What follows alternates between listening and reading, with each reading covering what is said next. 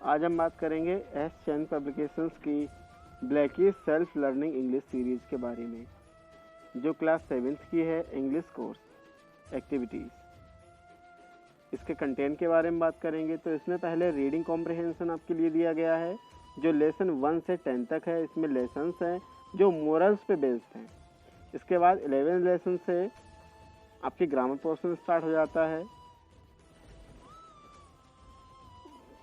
Pronunciation, vocabulary, writing, ये portion आपके grammar portion में मिलेंगे।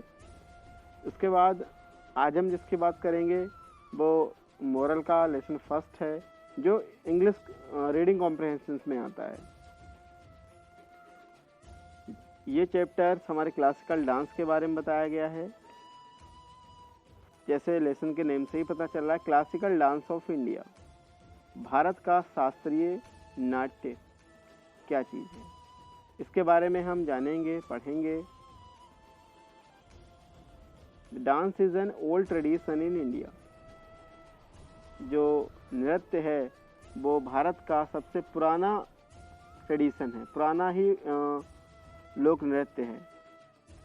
Our country can boost of an innumerable number of folk and classical dances. हमारे देश में लगभग अनगिनत असंख्य लोक नृत्य और शास्त्रीय संगीत से बेस्ड नृत्य किए जाते हैं। These dances form are a speciality of a particular region और tribe with its own expertise and grace, along with a set of costumes and makeup। ये जो डांस हैं स्पेशल पर्टिकुलर तरीके से अपने क्षेत्र, अपने लोक और अपनी परंपरा पे बेस्ड होते हैं। इसके साथ साथ इनका कॉस्ट्यूम्स, इनका मेकअप, इनका पहनावा, इनकी मुद्राएं अलग अलग होती हैं। Dance is an art, liquid expressions of human beings. Dance एक कला है, नृत्य एक कला है जो मानव जाति को की फीलिंग्स को एक्सप्रेस करती है। Where one can express one's thoughts without words, जो बिना बोले अपनी फीलिंग्स को, अपनी बातों को प्रकट करती है। The most important feature in classical dance is the use of मुद्रास and hand gestures.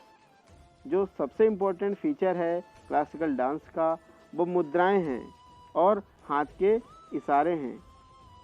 These gestures are used to narrate a story, depict certain objects like weather, nature, or inner feelings of love, care, anger, etc. ये जो gestures हैं ये एक कहानी को चित्रित करते हैं, एक कहानी का वर्णन करते हैं। Certain object like जैसे हमारा मौसम हो गया, वहाँ की प्रकृति कैसी है, वहाँ के लोग कैसे हैं, वहाँ का पहनावा क्या है, ये सारी चीज़ें को दर्शाती है। स्नेह है, वात्सल्य है और गुस्सा भी है, क्रोध भी है। इन सारी चीज़ों को की मुद्राओं को दर्शाती है ये gestures. The dances are performed on every possible occasion to celebrate the arrival of season, birth of child, a wedding and festival. ये जो नृत्य है हर ओकेजन्स पे परफॉर्म किया जाता है, हर ओकेजन्स पे आयोजित किया जाता है। जैसे किसी सीजन का आगमन हुआ, किसी संतान या किसी बच्चे का जब जन्म होता है तब भी लोग नृत्य करते हैं विभिन्न विभिन्न कलाओं में, या शादी पार्टी में हुआ या कोई फेस्टिवल हुआ तब भी लोग नृत्य को करते हैं। These best 3 deities of Hinduism, Shiva, Kali, Krishna, are typically represented by the dances.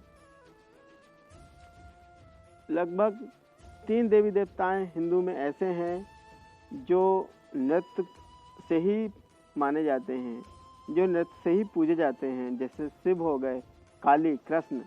ये जो देवता हैं, ये जो देवी देवता हैं, ये इनकी मूर्तियाँ, इनके जो दृश्य हैं वो नृत्य से संबंधित हैं। Dance has its own passion. Dance का एक अपना जुनून है, अपना जज्बा है, अपनी एक महत्वाकांक्षा है। Indian classical dance are used to illustrate events from Purans related to describing Vishnu. जो इंडियन क्लासिकल डांस है वो यूज़ किया जाता है इलस्ट्रेशन दर्शाने के लिए पुराण्स में। जो विष्णु पुराण है जिसमें बहुत सारी घटनाएं ऐसी हैं जो डांस से रिलेटेड हैं, जो नृत्य से रिलेटेड हैं। जैसे Raslila is perform to dramatise the love of Shri Krishna and gopis in Vrindavan.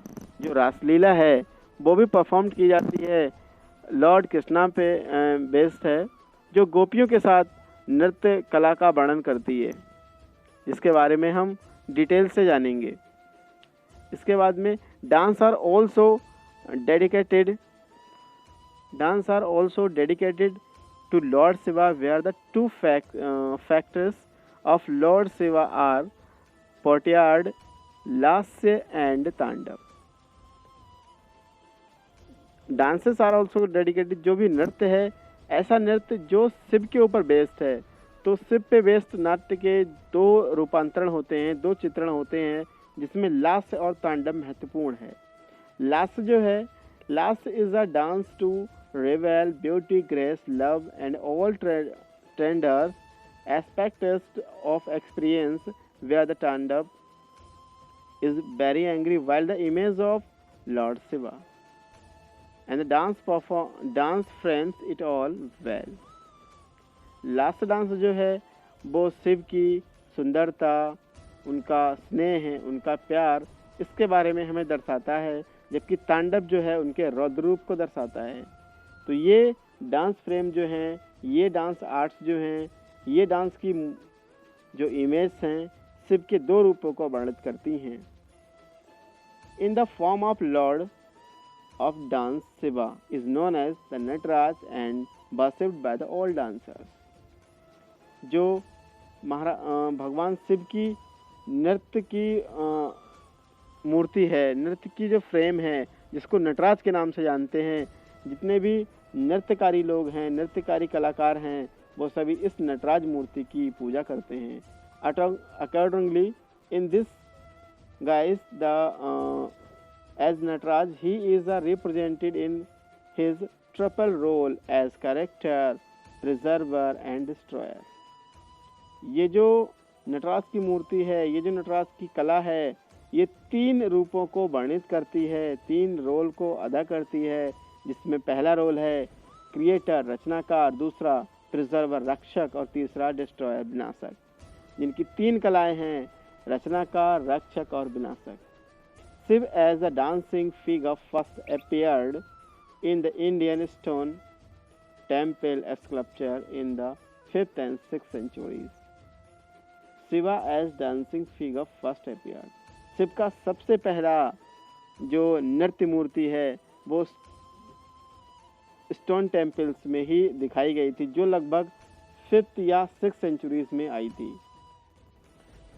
लगभग 5वीं या 6वीं शताब्दी के दौरान मूर्ति कला का जब विकास हुआ था, तब पत्थरों पे नक्काशी की जाती थी, जिसमें सबसे ज़्यादा शिव की मूर्ति ही पाई जाती थी, जो नृत्य करती हुई होती थी।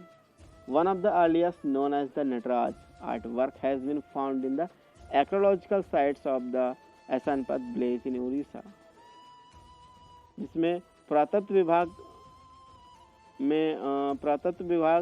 नटराज का आर्ट वर्क जो है वो सबसे ज़्यादा आसानपत गांव है जो उड़ीसा में है, पुरातत्व विभाग ने सबसे ज़्यादा यहीं खोज की है। तो नटराज की नृत्य कला की मूर्ति प्रदर्शित हुई है, which includes an inscriptions is dated to about the 6th century. इन पे जो लिखे हुए तथ्य हैं, इनके प्रमाण से ये पता चलता है कि ये लगभग 6वीं शताब्दी की है। The Asanpat inscriptions also mention a Shiva temple in the Shaivacharyas kingdom. जो शैवचार्या का राज्य है, जो जगह है, उसमें सबसे ज़्यादा शिव के टेम्पल हैं। Stone reliefs depicting the classical form of the Nataraja are found in the numerous caves of temple of India. जो पत्थरों पे नक्काशी की गई है, नटराज की जो मूर्ति है, नृत्य कला की मूर्ति है, वो असंख्य मंदिरों में, गुफाओं में पाई जाती हैं। जैसे भारत में एलोरा केव्स हो गया जो महाराष्ट्र में स्थित है, Elephanta caves and the Badami caves in Karnataka जो कर्नाटक में स्थित है, are of around the 6th century, लगभग 6वीं शताब्दी के नृत्यकला को प्रदर्शित करती हैं। Archaeological discoveries have yielded a red Nataraja stone sandstone statue, जहाँ पे सैंडस्टोन स्टैचू भी बनाई गई हैं from the 9th and 10th century में, जो उज्जैन में है, फ्रॉम उज्जैन मध्य प्रदेश।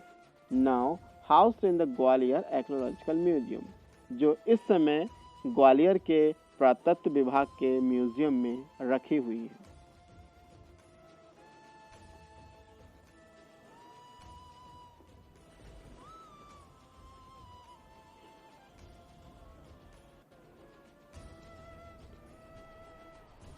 तो उम्मीद करते हैं ये लेसन आपको समझ में आया होगा। जिस स्टूडेंट्स को कोई प्रॉब्लम है तो प्लीज़ मुझे कमेंट या मेरे पर्सनल नंबर पे मुझे कॉल करके ज़रूर बता दें। अभी तक आपने इस चैनल को सब्सक्राइब नहीं किया है तो please like, share and comments ज़रूर कीजिए। Thank you, wish you all the best and happy good morning.